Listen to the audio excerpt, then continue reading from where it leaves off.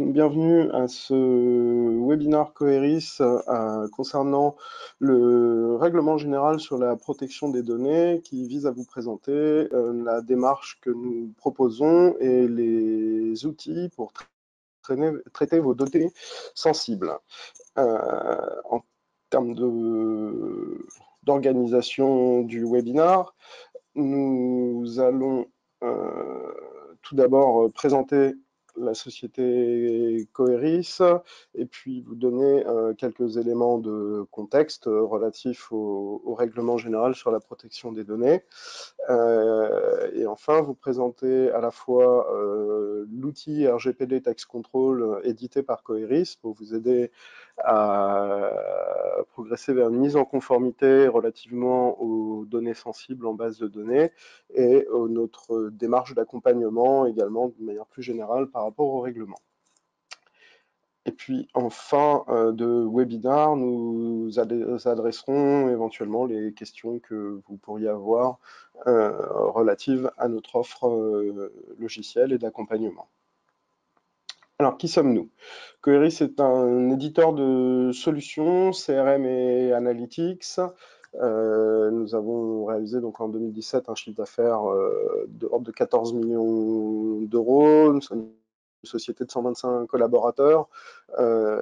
Nous avons le label Entreprise innovante BPI France et nous avons été 2 fois lauréats des trophées de l'innovation Big Data en 2015 pour un moteur de recommandation. Ne parlons pas lors de ce webinaire, puisque le propos est de parler du RGPD, du Règlement général de la protection des données, qui a été l'objet de notre nomination de lauréat en 2018 au Trophée de l'innovation Big Data pour RGPD Tax Control, dont nous allons donc parler aujourd'hui. De manière générale, l'offre Coeris est une offre duale, on-premise et dans le cloud, qui s'appuie sur 2 piliers, un pilier Analytics et un pilier CRM, donc du Customer Relationship Management. Les solutions Analytics couvrent à la fois les besoins d'analyse en termes de data mining, d'analyse prédictive, avec des outils intégrant des méthodes issues du machine learning et de l'intelligence artificielle. Nous avons également une offre qui couvre les besoins en business intelligence et data visualisation, et des offres modulaires de SPAD Real Time pour la personnalisation et la recommandation en temps réel et le déploiement d'algorithmes en mode de web service, puis de manière encore plus spécifique, plus dédiée, Coeris RGPD Tax Control, qui est un web service qui permet le monitoring des données personnelles sensibles en base de données dans les champs libres. L'offre CRM Coeris est également assez large puisque nous couvrons les outils CRM à la fois dans les services de relations clients, marketing, les forces de vente, donc en Salesforce Automation, tant pour des forces de vente sédentaires que des forces de vente nomades. Et nous avons également un module de modélisation merchandising. Les 2 piliers communiquent à travers le transport d'algorithmes et des outils analytics intégrés dans le CRM qui vont permettre l'analyse et la gouvernance des données et de permettre au CRM de prendre une dimension prédictive et analytique en général, puisqu'on intègre également notre solution de BI dans notre CRM. Nous avons également une offre modulaire qui a vocation à s'intégrer bien évidemment à nos solutions CRM, mais également à d'autres solutions, un module social qui permet de centraliser la gestion des pages, des commentaires Facebook de vos clients sur vos fanpages et des fils Twitter. Un module de text mining également qui a vocation à permettre l'analyse automatique des emails entrants ou sortants et à réaliser des classifications automatiques, du CRM analytique avec du reporting généraliste sur base CRM et des algorithmes de scoring, et de data quality, donc un module notamment de dédoublonnage, de façon à vous permettre d'optimiser la qualité des données dans votre base CRM. Et enfin, le module RGPD Text Control, donc, qui est non seulement adaptable à Coeris CRM, l'outil que nous éditons, l'outil CRM, mais également en réalité à toute base CRM ou toute application métier. Et nous en reparlerons un peu plus en détail à la suite.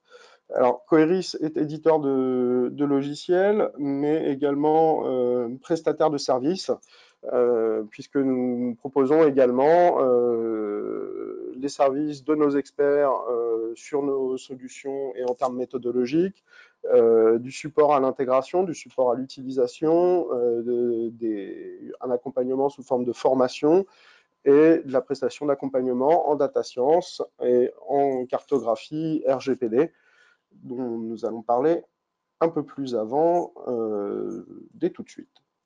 Alors, un peu de contexte. Le RGPD, Règlement général de protection des données, une réglementation européenne qui, par rapport à avant sa mise en application, ouvre de nouveaux droits aux clients et impose un certain nombre d'obligations aux entreprises. Donc, c'est une nouvelle réglementation qui remplace la directive de 1995 et qui s'applique depuis le 25 mai et qui a vocation à réguler les traitements de données à caractère personnel. Alors, avec les nouveaux droits des clients et obligations des entreprises, s'accompagne en cas de manquement une exposition à des sanctions pénales, ce qui est assez nouveau dans le règlement, qui peuvent aller jusqu'à 5 ans d'emprisonnement et 300 000 euros d'amende, plus des sanctions financières qui peuvent s'élever jusqu'à 4% du chiffre d'affaires annuel mondial consolidé, donc, ou 20 millions d'euros. Alors, depuis le 25 mai, pratiquement, les entreprises doivent prouver leur effort de mise en conformité RGPD à travers une cartographie des données personnelles et une cartographie des traitements, à travers la mise en place d'une organisation adaptée, donc éventuellement la nomination d'un DPO, mais surtout l'établissement de procédures et des processus de formation, de sensibilisation des équipes aux diverses problématiques de protection de la donnée personnelle des clients. Et également, la CNIL recommande fortement de se doter d'outils logiciels de façon à permettre d'être en conformité avec le règlement. Donc, juste un petit rappel sur la définition. Une donnée à caractère personnel se réfère donc à toute information qui se rapporte à une personne physique identifiée ou identifiable, directement ou indirectement. Donc, c'est-à-dire que ce n'est pas uniquement l'identifiant, le nom, mais toute caractéristique connue d'une personne identifiée ou identifiable. Alors donc, on l'a dit, ce règlement ouvre de nouveaux droits qui s'accompagnent de nouvelles obligations. Donc, au chapitre des nouveaux droits, on va trouver le droit d'accès qui autorise les clients à accéder aux données dont vous pouvez disposer sur eux, le droit à l'oubli, le droit de demander l'effacement des données personnelles concernant le client dans vos bases, le droit à la limitation du traitement, le droit à l'opposition qui permettent d'opposer que le client refuse certains traitements automatisés, le droit à la portabilité qui a vocation à faciliter les échanges de données. Par exemple, si vous changez de banque en tant que client, vous pouvez demander à ce que vos informations personnelles transitent automatiquement de votre ancienne banque à votre nouvelle banque, ou au moins de pouvoir récupérer facilement toutes les informations personnelles que votre ancienne banque détenait sur vous, de façon à le faire transférer à votre nouveau prestataire. Également, un droit à l'information. Le client doit être informé de tout traitement le concernant. Alors, en face de ces nouveaux droits auxquels les clients peuvent faire appel, on trouve des obligations pour les entreprises. Donc, une obligation de privacy by design, donc qui est que tout traitement, tout système d'information doit être conçu en intégrant dans sa conception primaire les notions de confidentialité et de respect de la vie privée. Une obligation de accountability qui est le fait que les entreprises sont tenues pour responsables des traitements et doivent rendre des comptes vis-à-vis de ces traitements.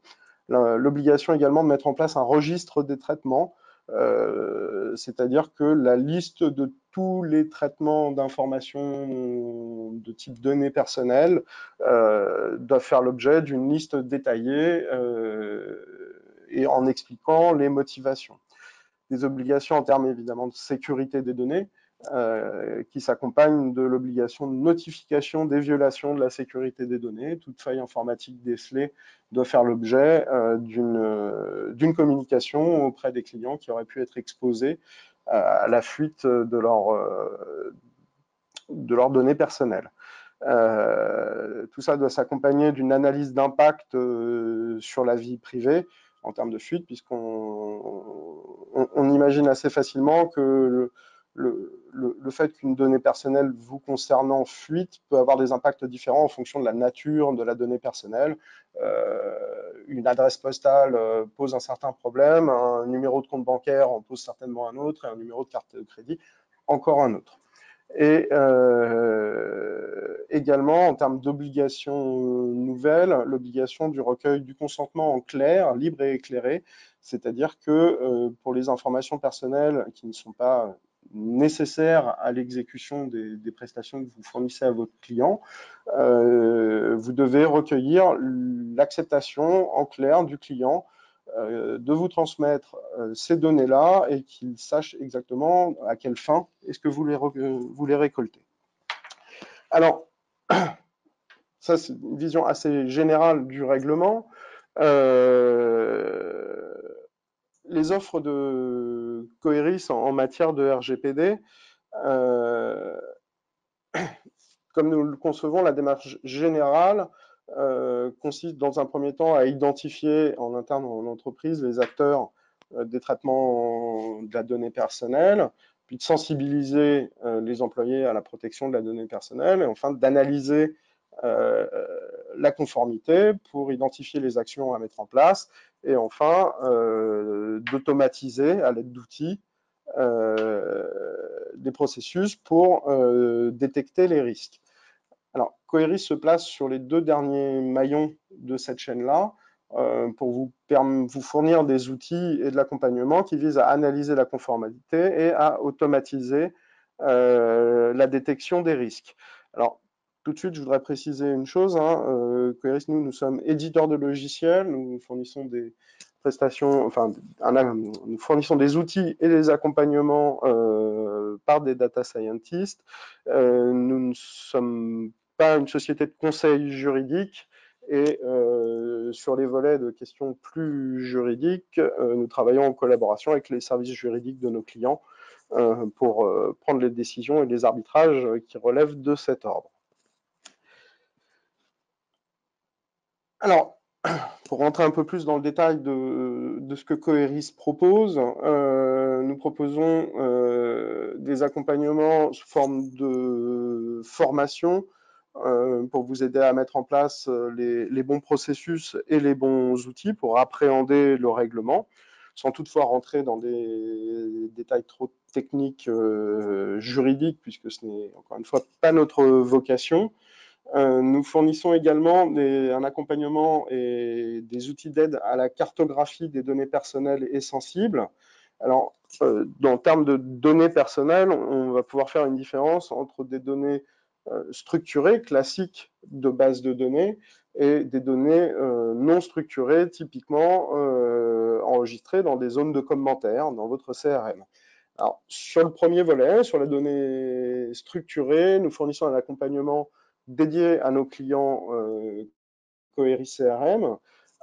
Et sur le deuxième volet, des données non structurées, donc des zones de texte, des zones de commentaires, nous fournissons un accompagnement qui s'étend au-delà de l'outil Coeris CRM à toute application métier, tout CRM, toute base de données.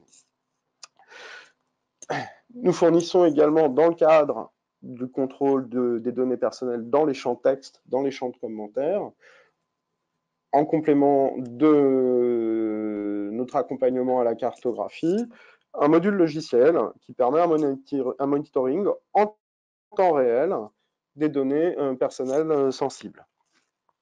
Et enfin, c'est évidemment dans notre offre logicielle CRM, Coeris Suite, nous avons intégré les fonctionnalités nécessaires pour une bonne mise en conformité par rapport au RGPD. Alors, voilà, bon, ça c'est un petit tableau qui résume un petit peu ce que je viens de dire. Donc, une offre à la fois logicielle et prestations, centrée pour partie sur nos clients CRM, mais également ouvert à d'autres, notamment pour la formation, la cartographie des données sensibles sur Verbatim, donc sur texte libre, et l'outil logiciel de monitoring des champs texte. Alors, l'outil de monitoring des champs texte rentre dans le cadre plus précisément encore des articles 9 et 10 du règlement général de la protection des données, qui concerne ce qu'on appelle assez communément des données sensibles, des données à caractère particulier, qui sont pour l'essentiel interdites. Il est interdit de les détenir, de les traiter, de les stocker. Alors, il s'agit de thèmes donc relatifs à l'origine raciale ou ethnique, des opinions politiques, de l'appartenance syndicale, des convictions religieuses, de la santé, de la vie ou l'orientation sexuelle, des données génétiques ou biométriques. Allez. Également, en complément, l'article 10 se concentre plus sur les données relatives aux condamnations pénales et infractions, qui sont également interdites au traitement et à la détention, en dehors du cas où on est sous le contrôle de l'autorité publique. Alors, ces données-là sont interdites dans des données structurées, mais également sont plus difficiles à contrôler, on va dire, dans des textes libres en saisie libre. Et également, sur les commentaires, on a aussi cette dimension-là, qui est que les commentaires stockés en base ne doivent être pas inappropriés, ni subjectifs, ni insultants. Bien évidemment, le règlement requiert une attention particulière aux données sensibles que nous avons définies juste avant. Et dans le règlement et les recommandations de la CNIL, il est fortement recommandé de réaliser des audits réguliers et d'avoir recours autant que possible à des outils automatiques vérifiant le contenu de ces champs-là. Alors, notamment sur les commentaires inappropriés, les insultes en base ou les données à caractère sensible, le RGPD n'impose pas réellement quelque chose de nouveau, c'était déjà quelque chose qui était interdit dans le passé. D'ailleurs, dès avant la mise en place du règlement, un certain nombre de sociétés s'étaient déjà fait condamner pour ce genre de manquement. Donc, notamment, vous voyez, il y a presque 10 ans, une société s'était fait condamner pour la présence de commentaires injurieux en base client. Des commentaires excessifs quelques années plus tard, donc vous pouvez voir hein, n'a pas de cerveau, des clients alcooliques, ou encore dans des bases RH également, c'est des choses qu'on va pouvoir trouver. Alors je tiens à signaler que ça c'est des exemples qui sont parus dans les médias et qui sont, on va dire, très parlants et très mauvais pour l'image. Au-delà de ça, les données qui sont visées par les articles 9 et 10 ne se limitent pas à ça, et notamment, on va pouvoir trouver un certain nombre d'expressions dans les commentaires qui ne proviennent pas d'injures, mais simplement de commentaires bienveillants, des commentaires sur la santé pour expliquer une situation particulière d'un client. Par exemple, on a eu le cas, je le détaillerai un peu plus après, pour un client dans la gestion immobilière des locataires, donner des précisions trop détaillées quelque part sur l'état de santé d'un locataire pour expliquer qu'il est dans une situation difficile peut tomber sous le coup des articles 9 et 10 et exposer à un certain nombre de risques. Dire qu'un client est malade, a un cancer et qu'il ne faut pas le déranger par des appels marketing, ça va faire également partie des choses qui sont interdites par le règlement, même si encore une fois, il n'y a aucune malice derrière, il n'y a aucune... on peut parler que de bienveillance, toutefois, ça reste interdit par le règlement. Alors, également d'autres cas qu'on va pouvoir trouver dans les zones de commentaires libres, c'est un usage, on va dire, détourné. Le mot est peut-être un petit peu fort, mais les zones de commentaires sont fréquemment utilisées pour stocker un certain nombre d'informations qui n'ont pas vocation à y être a priori, des RIB, des IBAN, des numéros de carte bleue, des numéros de sécurité sociale, des plaques d'immatriculation pour différentes raisons. Hein. Vous voyez un commentaire du type le client a changé de banque, son nouvel IBAN est celui-ci, ou monsieur un tel m'a transmis son numéro de carte bleue, il faudrait le mettre à jour dans sa fiche client. C'est des commentaires qui peuvent persister en base et qui ont vocation à être détectés et qui n'ont pas vocation à rester dans les champs commentaires puisqu'ils doivent suivre le processus de traitement spécifique, notamment enregistré dans le registre des traitements. Alors, pardon. Comme on l'a dit, ce règlement est en vigueur depuis le 25 mai 2018. Les entreprises se posaient et se posent toujours beaucoup de questions par rapport à l'exposition au risque de la présence de telles informations en base. Alors, le risque peut provenir d'un contrôle spontané de la CNIL, mais également lié au nouveau droit des clients, il peut provenir d'une demande du client de contrôle de ses données personnelles et d'une plainte déposée. Pardon. D'ailleurs, la CNIL a adressé un bilan 4 mois après l'entrée en application et a enregistré une augmentation de 64% des plaintes à période égale. Donc on voit que ici le risque s'accroît, les clients ont développé une plus grande conscience par rapport à la gestion des données personnelles et pourraient solliciter l'extraction de leurs données personnelles, se rendre compte qu'il y a une défaillance pour X raisons et engager des procédures.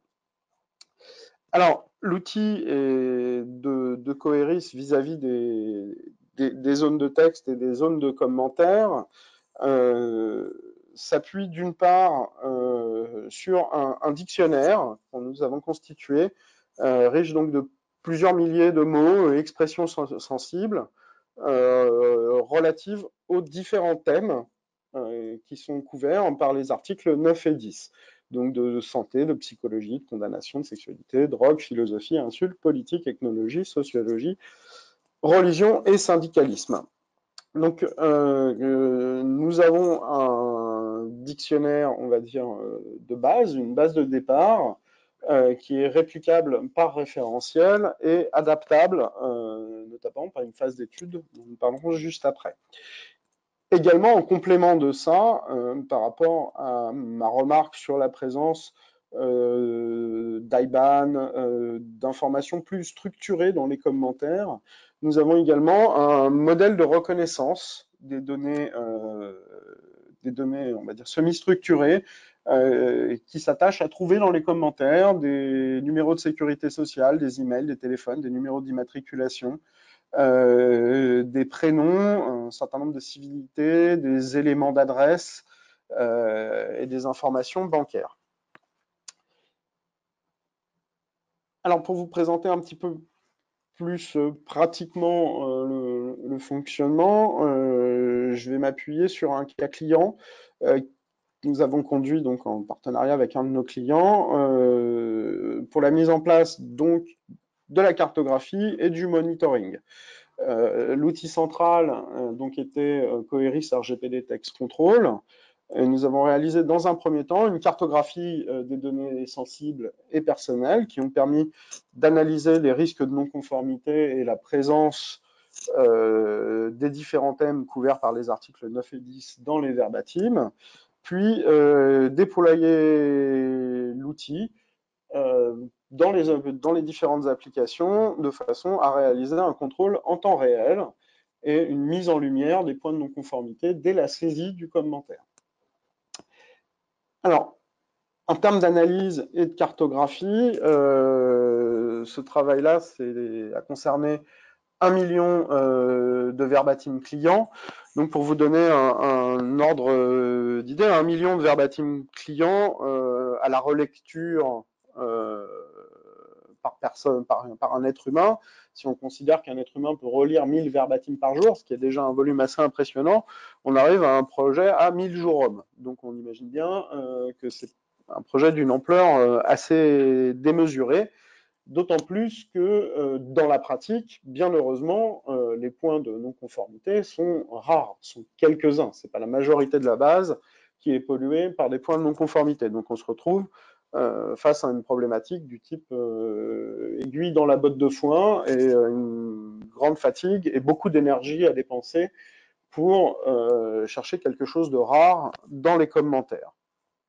Alors, on s'appuie donc nous sur notre technologie, sur la constitution de notre dictionnaire et d'algorithmes de text mining, donc qui s'appuie sur notre offre Coeris Analytics Spide, un logiciel de data mining qui intègre des algorithmes d'analyse de texte libre et qui a fait ressortir de ces 1 million de verbatim 900 mots expressions détectées dans l'ensemble des verbatims avec une dominante très forte de la thématique santé, 45% des mots. Et pour l'essentiel, le résultat de notre analyse, c'est que 95% des verbatims n'ont aucun mot qui indique d'informations relatives aux différents thèmes couverts par le règlement. Que 3% des verbatims comprennent un mot sensible, 2% deux mots et 0,1% comprennent au moins 3 mots sensibles distincts. Alors, du coup, 0,1%, on rentre dans un volume qui est largement plus acceptable et qui permet une relecture humaine, ce que nous avons effectué avec le client, et donc bien confirmé que la plupart étaient effectivement bien jugés non acceptables. Alors, je vous ai parlé donc d'une analyse text mining. Le propos ici est que lorsqu'on s'appuie sur un dictionnaire, on a un certain nombre de mots qui peuvent, quand ils apparaissent dans des commentaires librement rédigés, prendre différentes formes. Donc, nous utilisons ce qu'on appelle des algorithmes de lématisation qui permettent d'élargir la détection. Donc, notamment, toutes les déclinaisons, conjugaisons vont être rattachées au mot d'origine. Donc, allergie, singulier, pluriel, allergique, singulier, pluriel, vont être toutes regroupées et identifiées à la référence du dictionnaire allergique. Et également les conjugaisons, donc drogue, on pourra avoir drogué, drogant, drogue, drogué, ainsi de suite, mais ça fait apparaître un point important qui est également de ne pas prendre toutes les variantes du mot, puisque dans ce cas particulier, notamment droguerie, ne se rattache pas au thème. Donc nos algorithmes permettent également d'injecter ces nuances dans la calibration de l'outil, de façon à ce qu'en mode automatique, on ne se retrouve pas avec des faux positifs. Alors, au cours de notre analyse, on produit ce qu'on appelle des nuages de mots qui fournissent à la fois un outil d'analyse, une vision générale des éléments détectés dans les textes libres, dans les zones de commentaires, mais qui permettent également de fournir un outil de communication et de sensibilisation aux bonnes pratiques auprès des utilisateurs et des personnes qui remplissent les commentaires dans vos bases, de façon à bien illustrer les thématiques qui sont aujourd'hui présentes et qui ont vocation à ne plus y être. Alors, donc ça, comme je l'ai déjà dit assez rapidement, hein, on retrouve une dominante très très forte de santé, une part minoritaire de religion, et puis quelques occurrences des différents autres thèmes.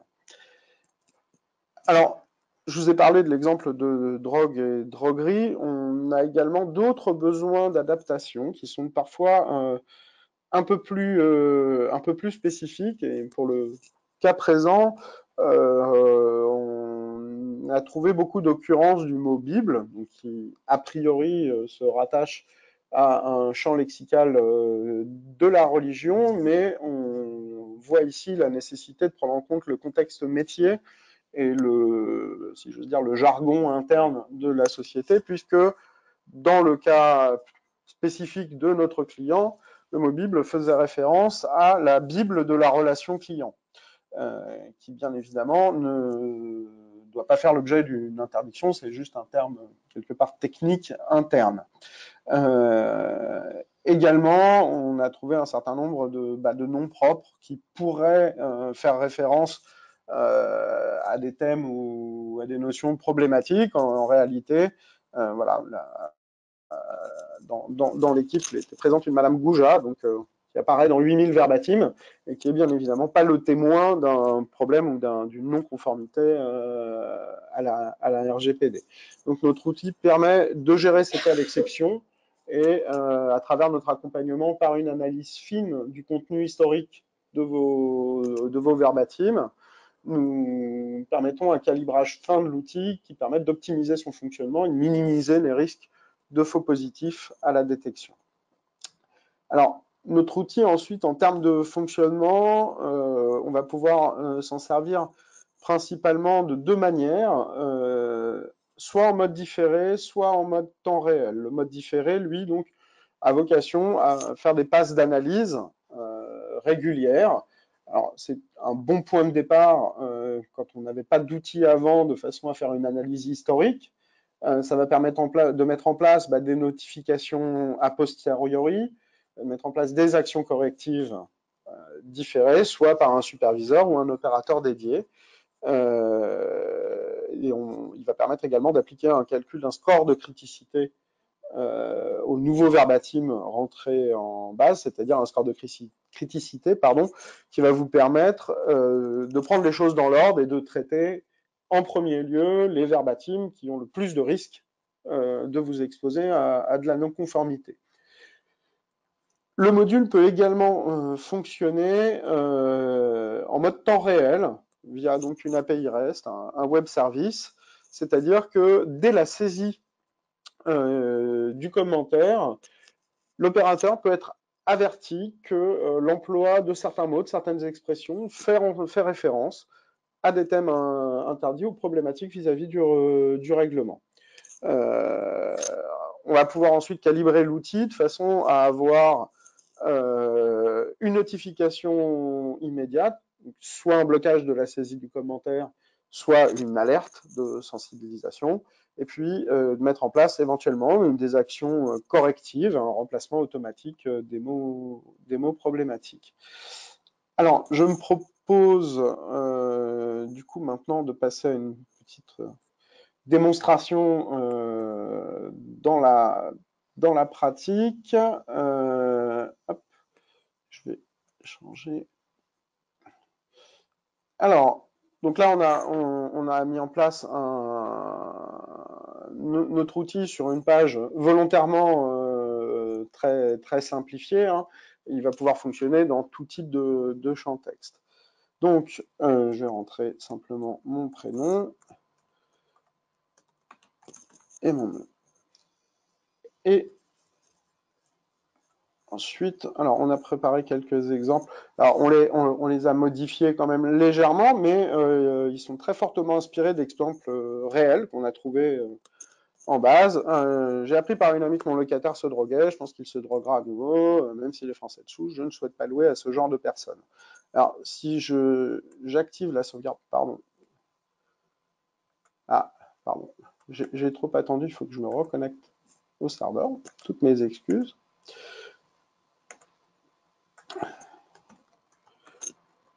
Je la refais en étant connecté.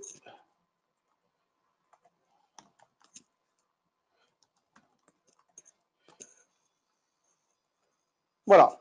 Si j'essaie de sauvegarder mon commentaire, je vois une alerte qui me dit automatiquement ce commentaire est inapproprié et qui m'invite à cliquer donc sur le bouton de contrôle et qui va m'indiquer, me surligner en rouge tous les mots qui sont problématiques et me donner une indication en bleu sur la raison pour laquelle le thème auquel se rattache le mot détecté de non-conformité. Alors, on va pouvoir bien évidemment le faire avec différents verbatim. Nous avons également une mécanique qui nous permet de suggérer des substitutions. Alors, ça, c'est un autre exemple d'interdiction. Le dernier exemple ici doit illustrer cette mécanique-là. Pardon. Hop.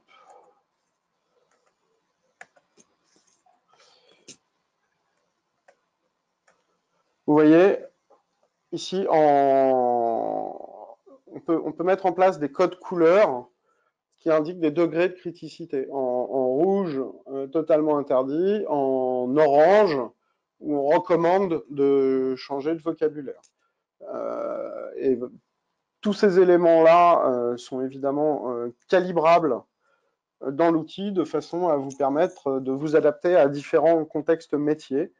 Donc, puisque, comme on l'a illustré, il y a un certain nombre d'éléments de vocabulaire qui, dans un contexte, peuvent indiquer, témoigner d'un problème en base, et dans un autre contexte, ne pas témoigner d'un réel problème. Donc l'outil vous permet d'intégrer ces finesses-là et de calibrer un dictionnaire qui vous permettra de s'adapter très très finement à vos besoins. Alors, à noter également que très bientôt, nous allons également commercialiser un module de navigateur qui vous permettra de réaliser ces contrôles-là en utilisant notre dictionnaire par défaut, donc sans adaptation du dictionnaire à votre cas particulier, mais qui vous permet d'analyser les champs textes en toute généralité pour la recherche des thèmes interdits. Donc si vous êtes intéressé, que ce soit par notre outil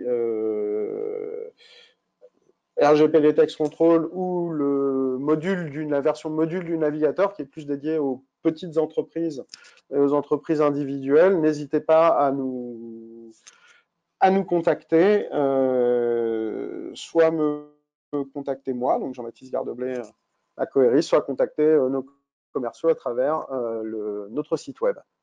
Eh bien,